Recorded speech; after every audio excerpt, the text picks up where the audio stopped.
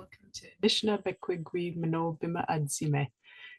Indigenous Women Will Live Well, exploring connections between colonization, homelessness, public health, and Indigenous women's health.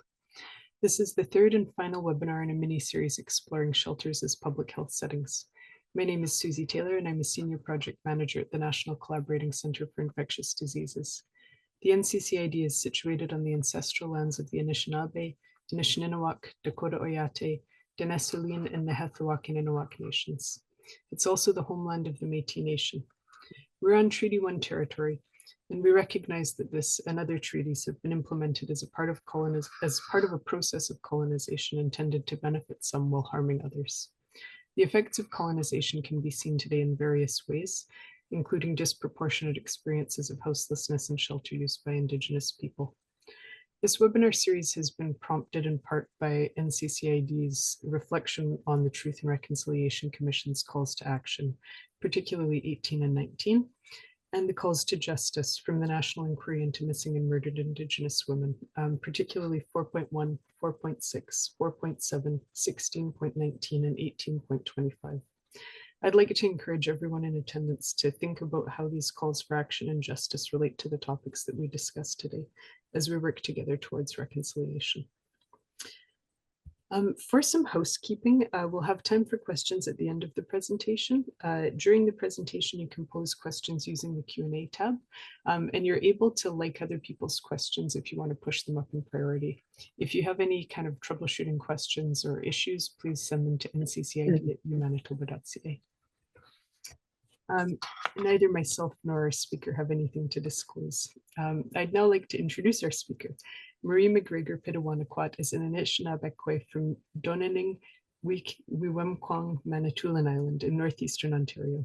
She serves as chair to the National Indigenous Women's Housing Network and as co-chair to the Women's National Housing and Homelessness Network. The National Indigenous Women's Housing Network is a movement of First Nations, Inuit, and Métis people who are dedicated to improving the living situations of Indigenous women, girls, Two-Spirit, and gender diverse persons across Turtle Island, and ending incidents of becoming unsheltered. All members have the lived experience of needing adequate shelter and a place to call home. The Women's National Housing and Homelessness Network is a collective of diverse women, including those with lived experience, who are working to eliminate homelessness and housing insecurity for women, girls, and gender diverse people across Canada. Marie, thank you for joining us today.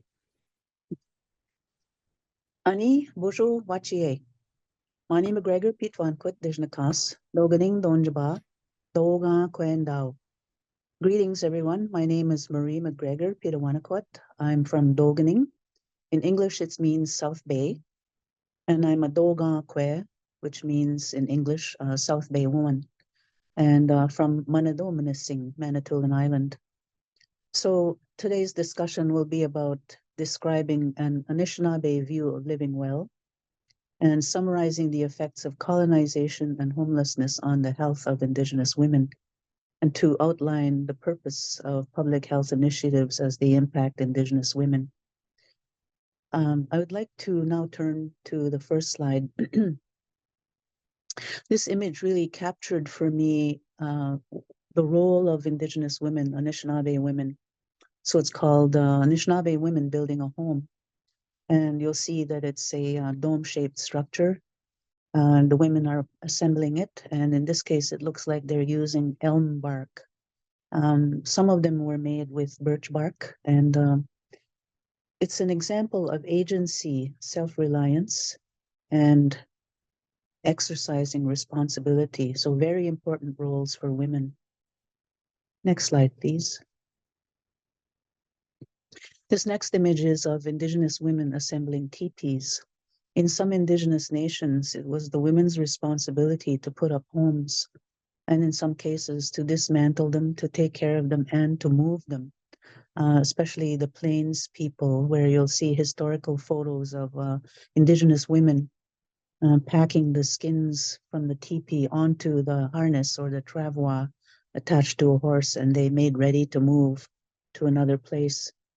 I want to make a brief reference to the word nomad and nomadism. And to me, that word suggests a kind of willy-nilly, capricious moving from place to place. when in reality, among Indigenous people in pre-contact times, it was necessary, it was planned, it was deliberate, and it was a response to the demands of the environment and a response to the climate, so that when a food substance was used, there was always regard for leaving enough for next year or the next group to come behind them. And so they would pack up the home and move to the next place. And so sometimes the season would dictate the next type of food that was going to be accessible. Let's say, for example, picking high bush cranberries, which would happen in the fall.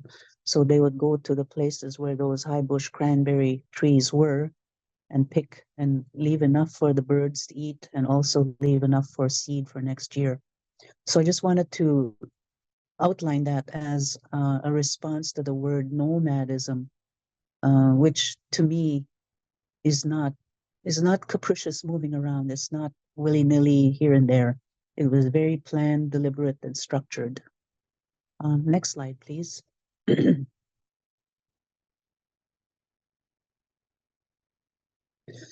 So what we have here is the concept of Mother Earth, or Anishinaabekwe in Anishinaabe. And I refer to the number one because we have only one Mother Earth, as far as I know. And our relatives are all of them, including Mother Earth. The Nawen Tagnanik, which means they are relatives to us, including the sky, the trees, the grasses, and the earth. And all of our building materials used to come from Mother Earth. And so you'll see that image there of the trees, the grass, and the sky. So Mother Earth, a living organic entity as recognized by some scientists and as taught to us from our grandparents and people in our community.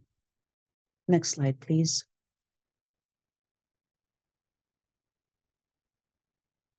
So this concept, Anishinaabekwe, which means Anishinaabe land.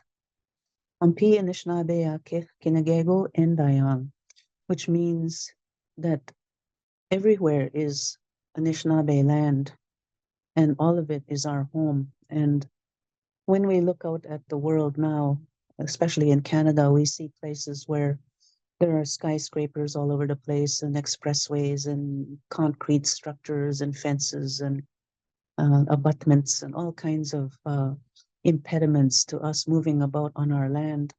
And we also see fields and fields and fields of agricultural products being grown. And I look at those and I still see Anishinaabekwe, I still see Anishinaabe land, I still see our home. So the idea is that even though 99% of it is occupied by others, it's still our homeland. Next slide, please.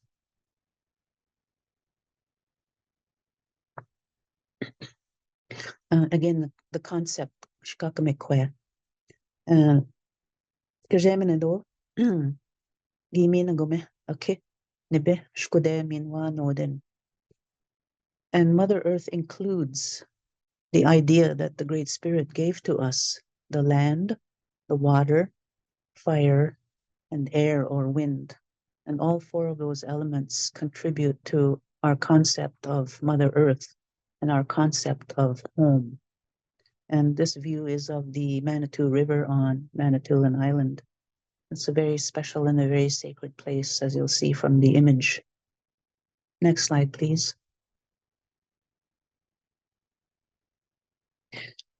And I need to speak to you from the lived experience of being a Kwe, a woman, Anishinaabekwe, an Anishinaabe woman. So this is called Kwewuk, which means woman. Kichajgona Kwewuk Giojigewuk, we woman Giojigewuk. And what this refers to is that a long, long time ago, the women were able to build, and the women were able to build our homes. And you'll see that image is of a feminine entity. And you'll see the little beings that are interwoven into the picture. So we don't separate out ourselves from our connection to the natural world. And I think that's what's trying to be portrayed there. Next slide, please.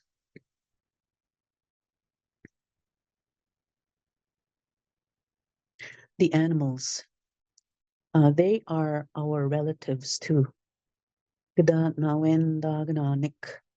And some were given to us for protection, for sustenance, for guidance and communication. And so all of them had a function, and all of them had a relationship to us. They regard us as the lesser beings. And if human beings disappeared tomorrow, the animals would do just fine without us. So that's one thing I was taught about the animals. And we know that with things happening out in the environment, that the animals are very threatened, and they need our protection and our support and our caring. So they are important to us, and they are our relatives. Next slide, please. The concept of interconnectedness is so important. And I think it stems from the idea that we have been here since time immemorial. Some scholars estimate that our presence in the Americas is 35,000 to 50,000 years before present that we have been here. Other academics say 130,000 years before present. And that idea supports our creation knowledge and our origin teachings. And most of the indigenous nations in the Americas have teachings about how they came to be, when they were placed on this earth, and what their purpose was. And so the idea of interconnectedness is very important. It's not a compartmentalization or a siloization. And that's one of the concepts that I noticed that occurs among our people from one end of the country to the other. Next slide, please. I come now to the roots of colonialism. There was a doctrine of discovery enunciated by the popes in the 15th century.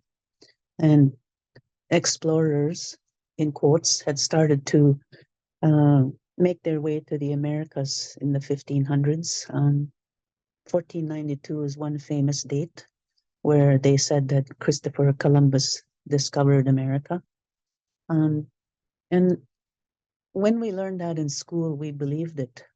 And what happened subsequently in our further education, we discovered that there were all kinds of nations in the Americas since time immemorial. And actually, it should be the other way around. We discovered Columbus when he stumbled onto the shores in Cuba, I believe it was. So indigenous peoples were placed on Great Turtle Island is the other name for all of the Americas, and that we did not migrate across the Bering Strait. When you hear the stories of our creation, it was always that we were placed here, or that we emerged here, not that we ever crossed over from anywhere. There may have been migrations of people back and forth across the Bering Strait, but that also adds to the knowledge that there were people here before that Bering Strait was able to be crossed by human beings. So eventually the doctrine of discovery has been debunked, and it needs to be recognized officially and legally now. Next slide, please.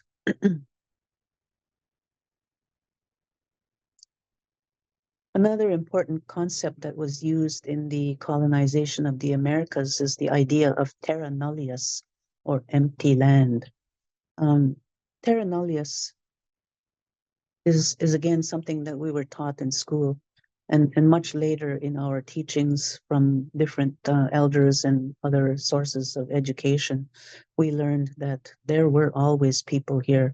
There were many types of civilizations, city-states, nation-states, villages, towns, cities. There were even villages on islands that were built. And there was traffic between what is now Sault Ste. Marie all the way to Florida. The highway I-95, which links those two places, was built on the trading routes that were used by indigenous peoples in contact times and pre-contact times. And there were hundreds of indigenous nations in pre-contact America. The only estimate I could find about the number of people that were here at the time of contact was 126 million. But there may have been more or less.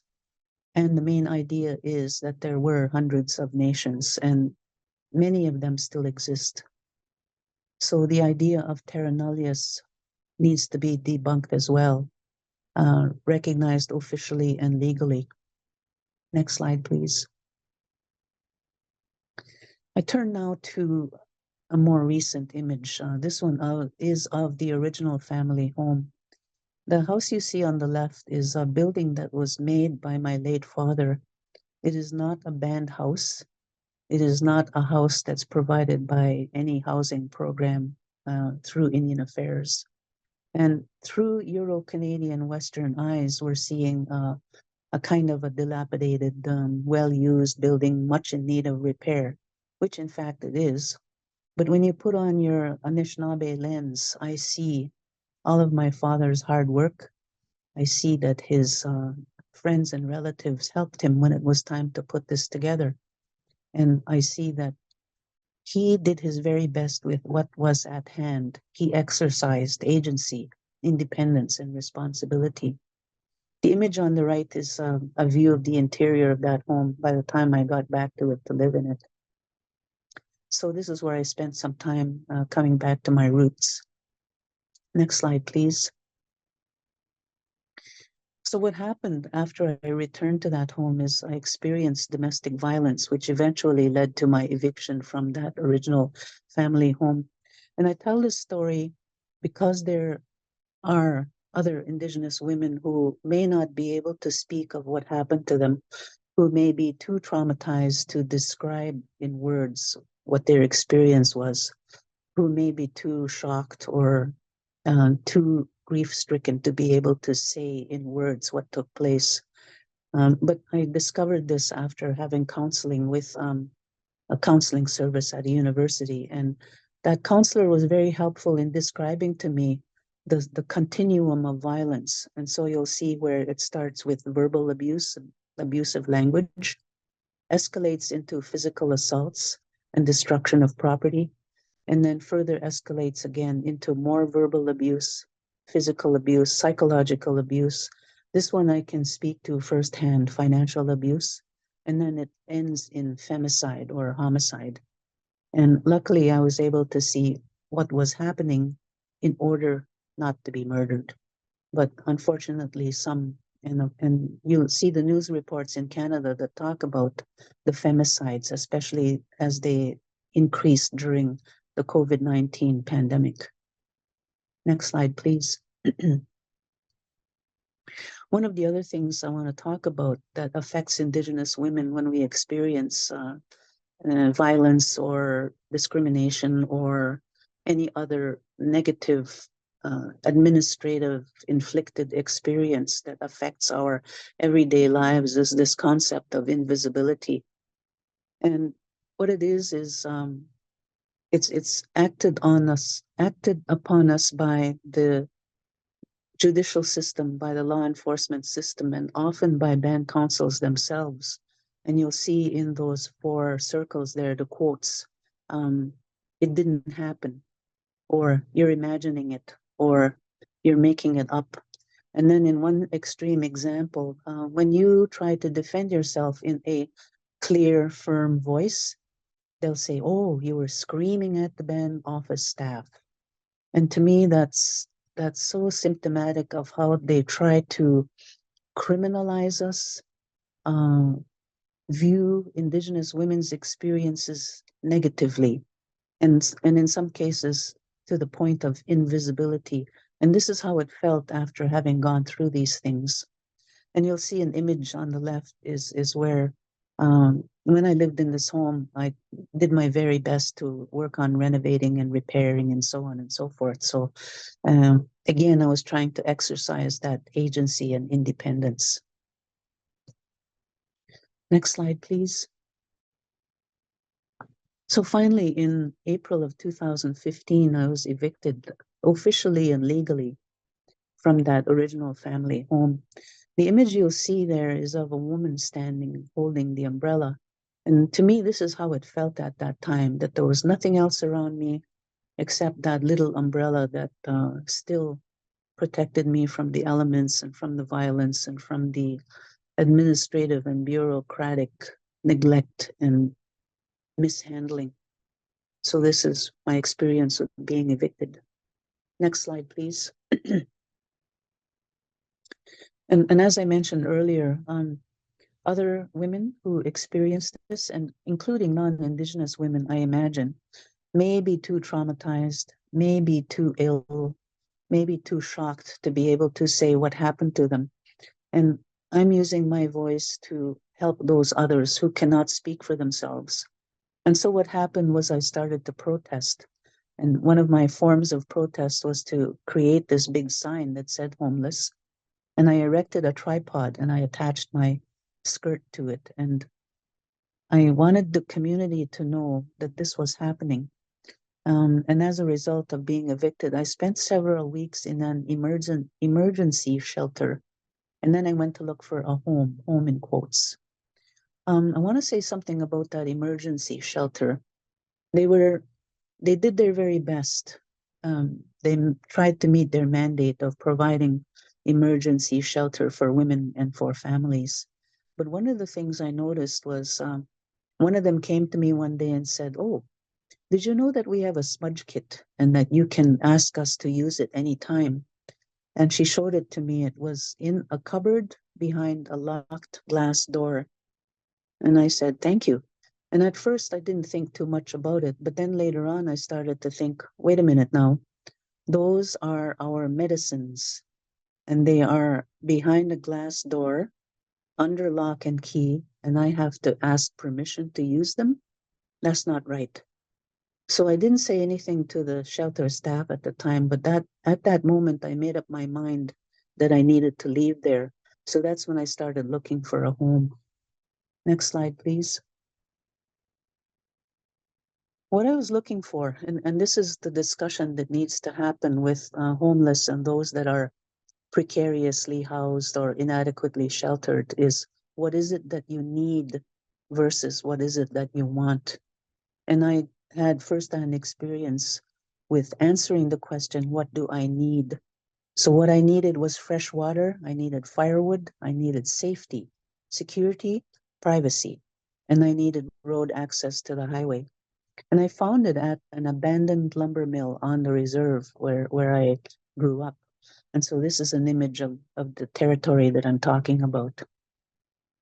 Next slide, please. One of the things that's so important to us in anything we do is the idea of ceremony. Ceremonies can be brief, from moments, minutes, hours, to, in some instances, 3 days, 4 days, 5 days, and longer, depending on the nation and depending on their teachings. But in this case, I knew that I needed to do a ceremony to ask the land its permission to live where I was living. So I made sure to make offerings, in this case, tobacco, and I made sure to talk to the land itself and to the creatures nearby and ask them, is it okay if I live here? I promise not to make a mess. I think they said okay. Anyway, I just wanted to emphasize the point that ceremony is so important for Indigenous peoples as we go about our daily lives. And it's something that can be done daily. Doesn't need to be, heavy duty or task focused, but it does need to be cognizant of our connection to the land and all of its beings, and to remember to say thank you and to remember to ask to use for those resources. Next slide, please. This image here is of what I started with and where I ended up. So I started with a tent and then spent a few months in there. And then I found a building, an 8x10 shed, which I had moved over to where I was living, and it became a sleeping bunkie. And then I found another building. In both instances, I bought them. This one was an 8x14 garage. And then by the beginning of winter that year, I had the two buildings moved together. with the help of friends and relatives. And now I had a 2-room tiny home, which was insulated and had a wood stove. And then in 2016, I took a carpentry course in Wikwemikong. And from there, I used those skills to add on an 8x8 room using a blend of both new and recycled and repurposed materials. So now I had a 3-room tiny home. And so the triangle there reflects the body and mind, the spirit and the heart, and that all of those things are connected when you start to do this work. They're all part of each other. And again, this is some of our teachings, that we don't separate out heart, mind, soul, body, and connection to the cosmos. They're all connected. Next slide, please. So this is an image of the 3-room tiny home that I finally was able to put together. It's Anishinaabe style, which means that it's structurally sound, but it does not need to look like Home and Garden magazine cover. So I spent 3 winters in there. And what I want to say about this is that it was safe, comfy, warm, private. It was close to water and firewood, and I had access to the highway. And unfortunately, I was evicted from this place in November 2018. And again, it had to do with the bureaucratic impediments and the administrative obstacles that are put in place, not deliberately to make life difficult for Indigenous women, but just the idea that they exist, and that sometimes Indigenous women can't get over those obstacles or can't overcome those impediments. And so what happened here was the Band Council issued a notice of eviction, and they also passed a no trespassing bylaw, which they used to underpin that notice of eviction. So now I needed to move my tiny home. Next slide, please. Luckily, friends on Manitoulin Island offered me a space to put my tiny home in, and I had it moved into the bush on a 100-acre farm on my friend's property, where it still is now. And I'm so grateful to that friend. They are allies, they are supporters, and they understand our reality. And again, this diagram, the 5 parts to colonialism. So even a band council can be colonial or colonially influenced. And in this case, they were authorized by the federal government, encased in that federal legislation called the Indian Act. So that Indian Act was made in 1876 by the federal government of the time, without consulting Indians, I might add, and Indians in quotes. And this is where they described who is eligible to be an Indian, what you have to do in order to be regarded as an Indian. And it also outlined from cradle to grave what we had to and what we could not do according to this Indian Act. I'll give you an example. During the Second World War, when some Indigenous peoples wanted to join the armed forces and go off and fight for Canada, the only way they could do that was if they gave up their status as an Indian, in other words, to become enfranchised. A few of them did, which meant that they were now eligible to vote, go fight in a war, and to purchase alcohol. Many resisted this and did not give up their status and did not have the right to vote. Incidentally, the right to vote for Indians in Canada took place in 1960 after the Canadian Bill of Rights was passed. And so you'll see in the diagram there, colonialism. Sorry, I leave it to you to read the 4 key points there. But those were what I saw as connected to colonialism and what it did and what it does. Next slide, please. So this led to all kinds of changes.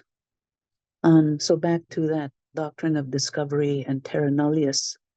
in the 1500s, one of the popes decided that indigenous peoples were now human.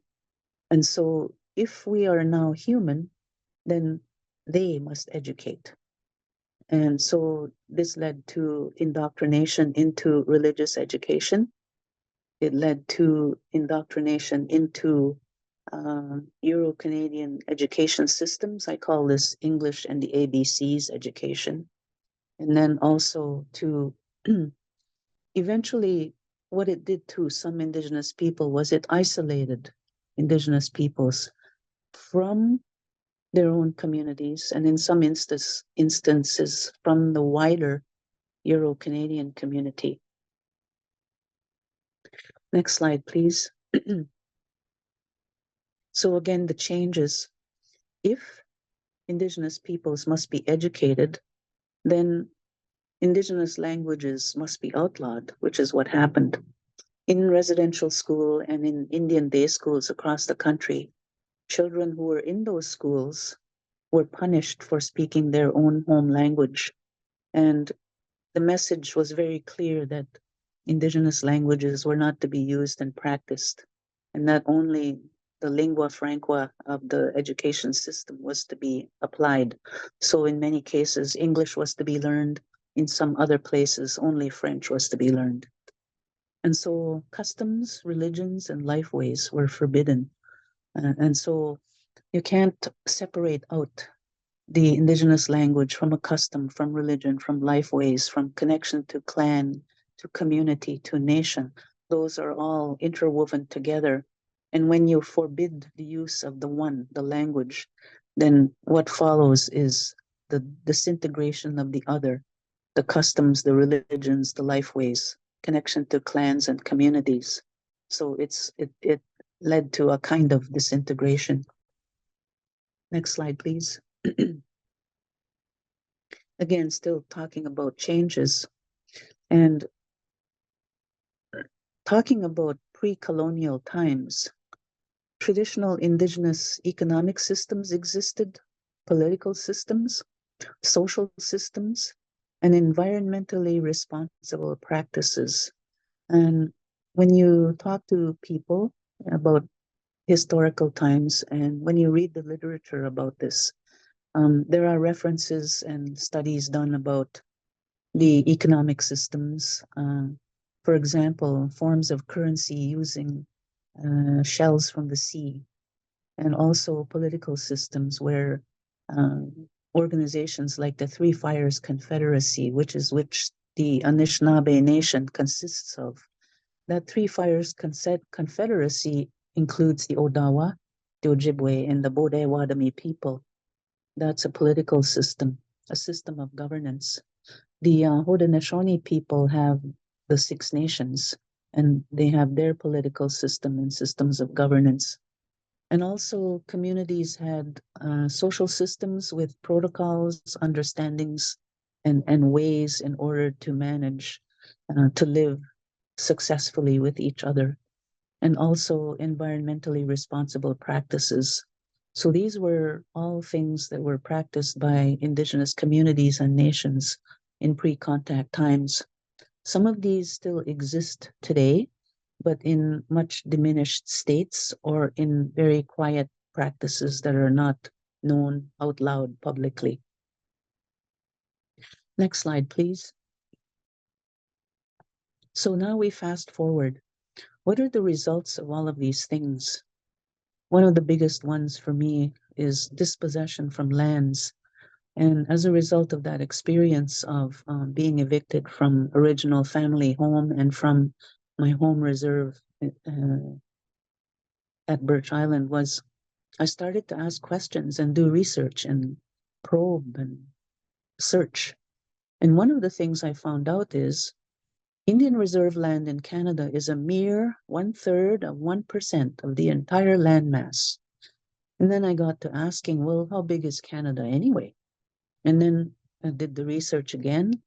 Canada's landmass consists of 9,985,000 square kilometers of land from coast to coast to coast. It is the second largest landmass in the world. The only one bigger is Russia. And on that landmass were indigenous nations from coast to coast to coast, and again all through what is now United States and through Central America and through South America. And so then the other result is introduced diseases. And then the historical accounts talk about how some indigenous peoples had little to no immunity to new diseases. And I think the two biggest examples were smallpox and tuberculosis, and many others, of course, but those are the ones that I remember hearing about. Next slide, please. Again, referring to the changes, the Indian residential school system. Just recently, Murray Sinclair, he was the chief commissioner for the Truth and Reconciliation Commission. And he spent several years traveling from one end of the country to the other, holding hearings and hearing people tell their stories of their Indian residential school experience. As a result of his work, a final report was made. 94 recommendations came out of that Truth and Reconciliation final report. And my condolences to Mr. Sinclair's family. He passed away just a few days ago. And again, changes wrought by the Indian day school system. And even though the children were able to go home at the end of the day, still the languages were forbidden, in indigenous languages, religious indoctrination, from very severe methods to less severe.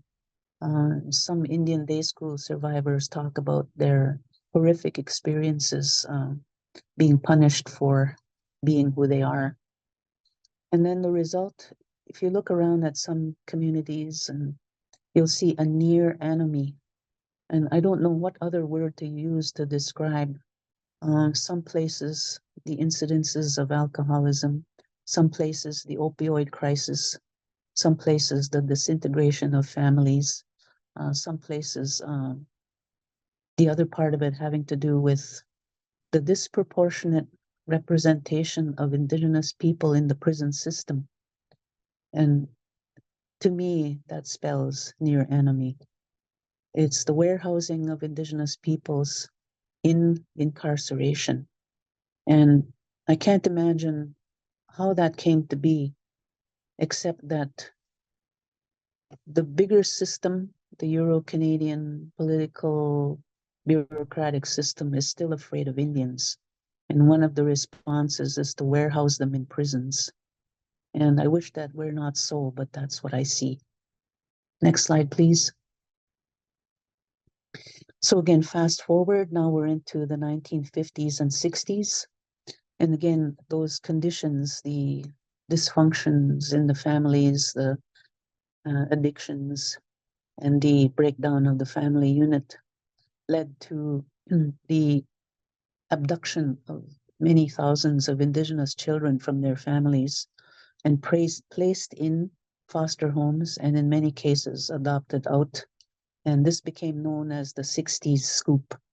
And so you'll have all of this removal of Indian children from their clans and communities through the child welfare system.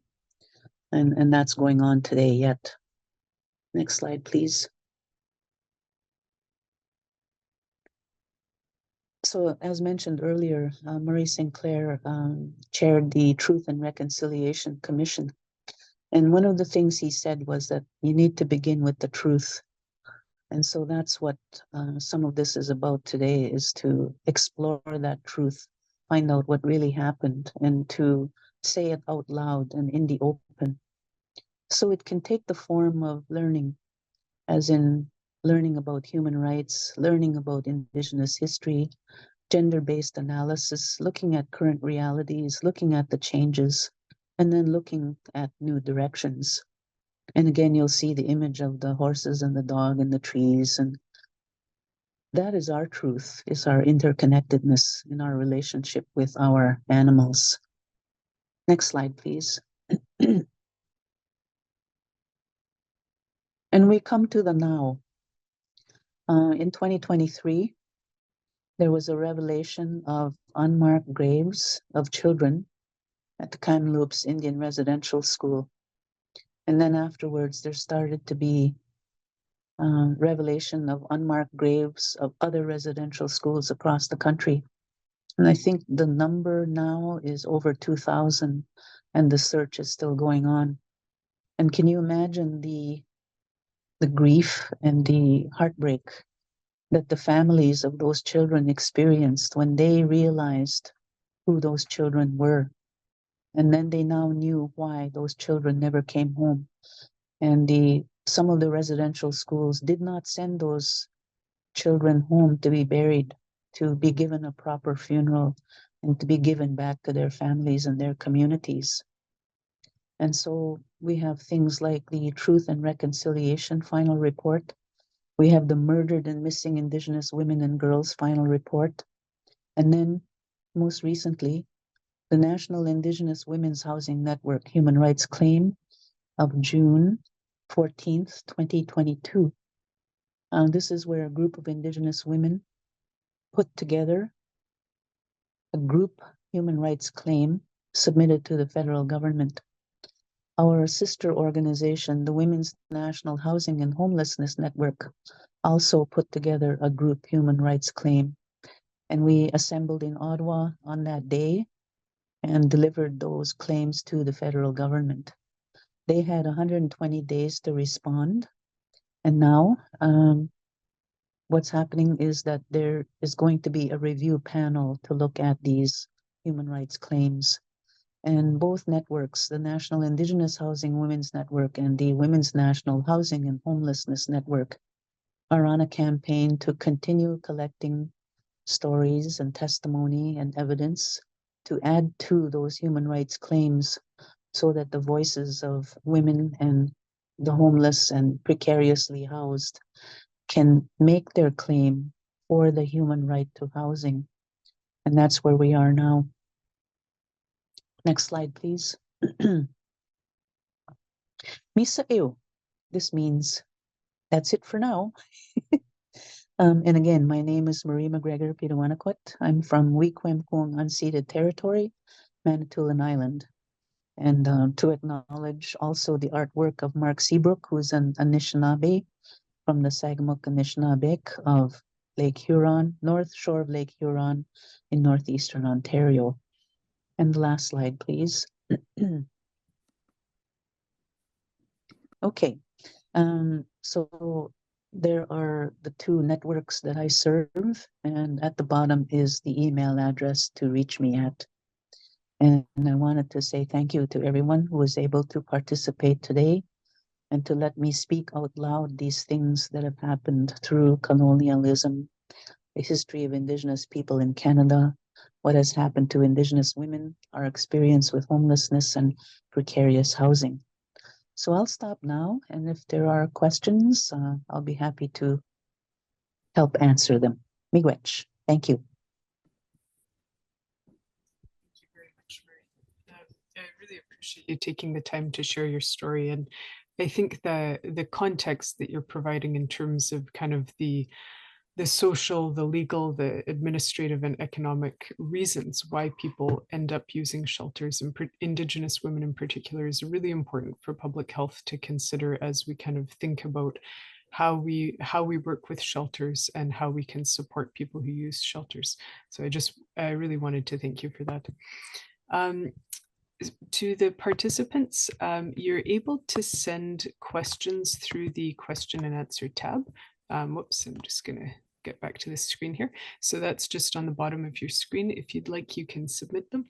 And I think I'll just kind of start the questions off by asking, could you give us some of your thoughts on what would have been helpful to you when you were using the emergency shelter from a public health perspective? What kind of support would have been most useful to you?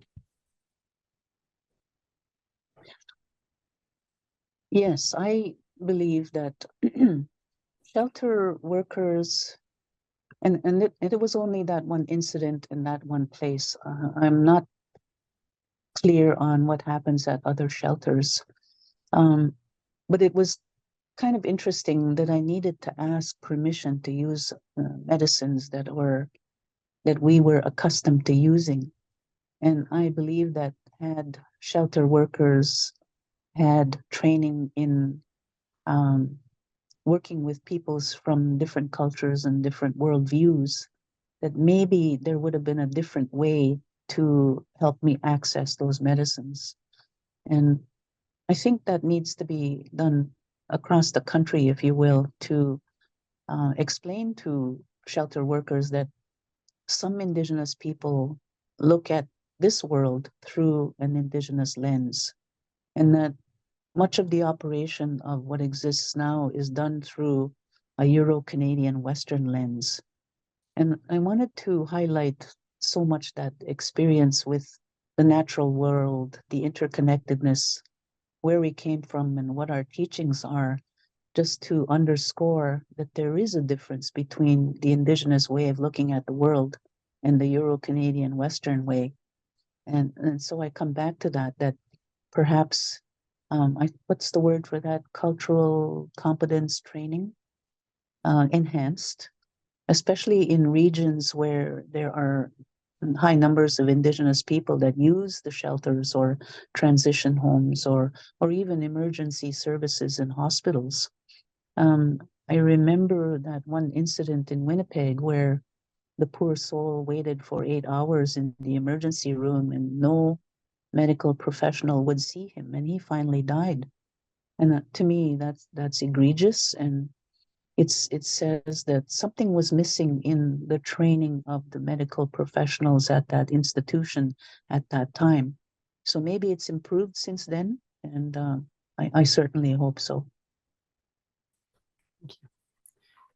I was going to say one of the things that really stood out to me during your presentation actually was, as you were talking about, the Indigenous worldview and the focus on interconnectedness with nature, with animals. And I was thinking, again, from a public health perspective, we've in a way kind of started to come around to that perspective as well in terms of looking at things like One Health and looking at the importance of these kind of integrated approaches to health with the natural environment, with animals, and how we kind of live our lives in that context. So I think there's also a lot for public health to learn as well, and I think that that's part of the importance of having these kind of teachings, is to be able to reflect on our own practice and see where we can kind of what we can learn and how we can improve.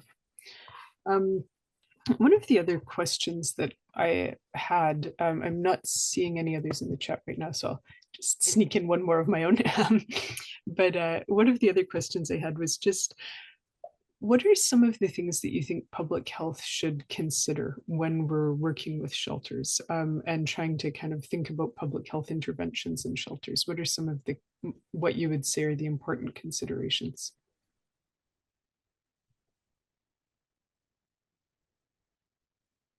I know that the National Indigenous Women's Housing Network and one of our partner organizations, Keepers of the Circle, is working on developing shelter policy that's friendly to Indigenous women.